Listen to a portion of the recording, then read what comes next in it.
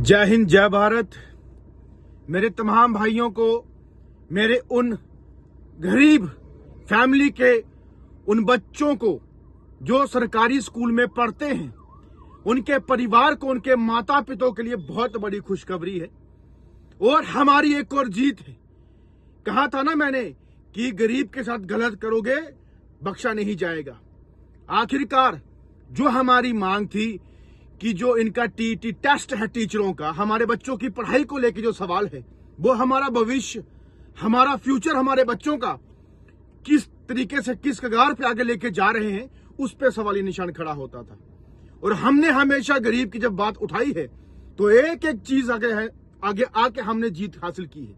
और आज जो है सुप्रीम कोर्ट से ऑर्डर निकलता है कि 28/8/2010 से जितने भी टीचर्स एंगेज हुए हैं उनको जो है जम्मू कश्मीर के अंदर उनको जो है टेस्ट देना पड़ेगा, हमारे बच्चों की भलाई के लिए, हमारे बच्चों के भविष्य के लिए।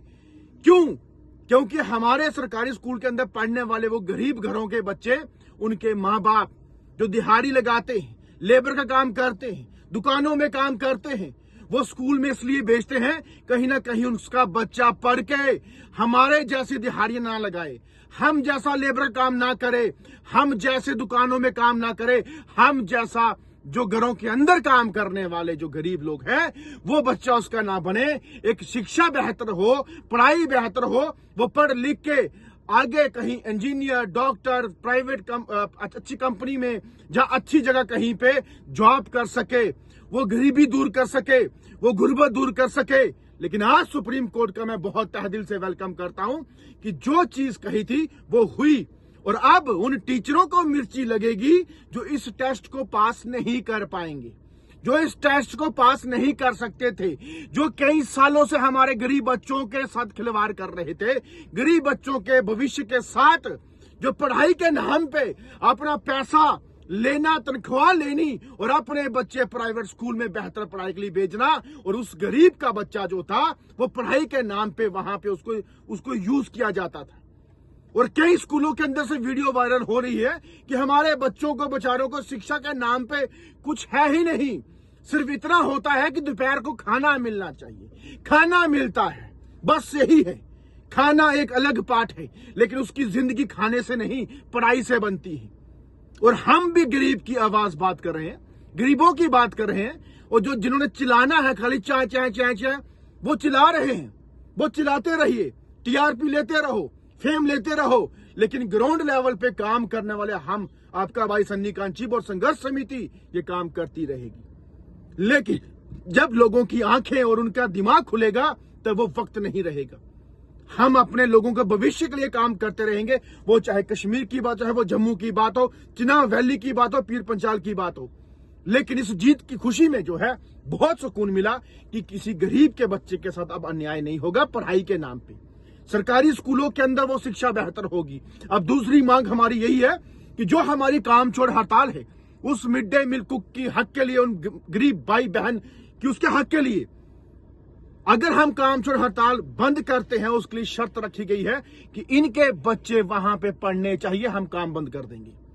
वो खाना इनके बच्चे वही खाएं, पढ़ाई भी वही करें, टीचर, प्रिंसिपल, हेडमास्टर, जेडीओ, सीओस, इनके बच्चे वहां पे पढ़े, तो हमें पता है कि बेहतर शिक्षा हो सकती है। अगर वहां पे नहीं पढ़ाना सकते, नहीं पढ़ाना चाहते, तो ना ही इनका बच्चा वहां पढ़ता है, तो इसका मतलब हमारे गरीब घरों के बच्चों के भविष्य, उनके शिक्षा को लेके बहुत बड़ी जो है बेइंसाफी हो रही है, डिस्क्रिमिनेशन हो रहा है। क्यों ना पढ़े भाई साहब?